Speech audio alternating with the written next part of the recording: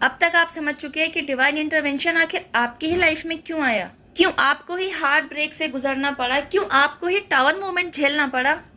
सारे रिश्ते नातों द्वारा आपका ही कट ऑफ क्यों किया गया, क्यों आपको ही इनर वर्क का रास्ता दिखलाया गया, क्यों आपको समझाया गया कि आपको अपने ऊपर काम करना जरूरी है, क्यों आपको समझाया गया कि आपकी शिव शक्ति ऊर्जा बैलेंस्ड वे में काम नहीं कर रही है, क्यों आपको समझाया गया माइंड सोल बॉडी को अलाइनमेंट पर रखना चाहिए, क्यों आपको समझाया गया कि आपकी शिव शक्ति ऊर्जा को आप स्वयं बैलेंस कर सकते हैं। ड्यूरिंग टावर मोमेंट जब सबके द्वारा आपका साथ, आपका हाथ छोड़ दिया गया, क्यों डिवाइन द्वारा आपका हाथ पकड़े रखा गया। ऐसे ही न जाने और कितने एग्जाम्पल्स दिए जा सकते हैं जिनके द्वारा आप यह समझ पाए कि divine is with you always, you are in angelic protection, you are blessed. अगर आपकी लाइफ में ट्रांसफॉर्मेशन पीरियड ना लाया जाता, अगर आपको टावर मोमेंट से ना गुजारा जाता, मतलब आप टावर मोमेंट को ना फेस करते, आपको इनर वर्क की तरफ ना धकेला जाता, आप खुद पर काम ना करते,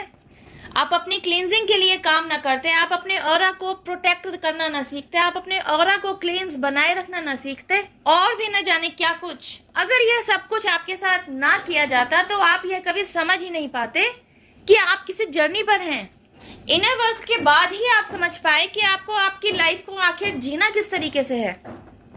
आप समझ पाए कि आपको लकीर का फकीर बनकर रहना है या खुद से अपने लिए कोई बाउंड्रीज ड्रॉ करनी है। आप समझ पाए दूसरों के दिखाए गए रास्तों पर चलना है या जो गोल्स आपने अपने लिए सेट किए हैं उन्हें अचीव करने के लिए आपको खुद को अपने रास्ते बनाने हैं। आज आप समझ पाए कि आपकी लाइफ में आज पैसा न होने के बहुत से कारण हो सकते हैं। आपका थॉट प्रोसेस इस तरीके का हो सकता है जो मनी को अट्रैक्ट ही नहीं कर रहा।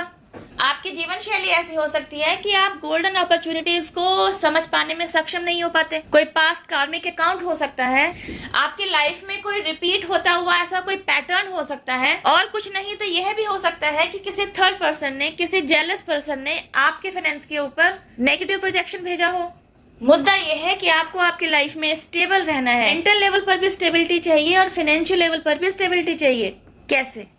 तो जब आप जिस किसी भी रीजन की वजह से अपनी लाइफ में कहीं स्टक हो गए हैं ना, जब आप खुद से इनिशिएटिव लेते हैं ना कि आपको आपकी लाइफ में आ रही किसी भी तरीके की रुकावट की वजह से रुकना नहीं है,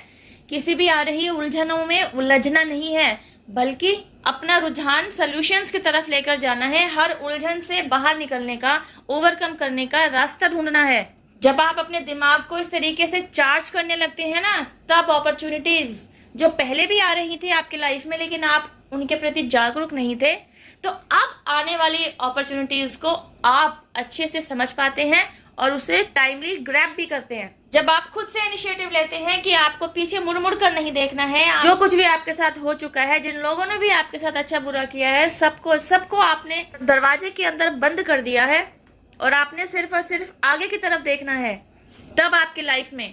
एक सुनहरी सुबह दस्तक दे रही होती है। क्योंकि अब आपने यह संकल्प ले लिया है कि अब आपको सिर्फ और सिर्फ अपनी लाइफ में ग्रोथ को ही अट्रैक्ट करना है, खुशियों को ही अट्रैक्ट करना है। किसी भी तरीके के नेगेटिव विचार हो, किसी और तरीके की नेगेटिविटी हो, सब कुछ आपको ईश्वर को सरेंडर कर देना है। जब आपने यह सब कुछ सोच लिया होता है ना, जब आप ऐसा ही सब कुछ कर रहे होते हैं, तब आप अपनी लाइफ में ग्रोथ की तरफ चलने लगते हैं, या यूं कहिए ग्रोथ को अपनी लाइफ में लेकर आ रहे होते हैं।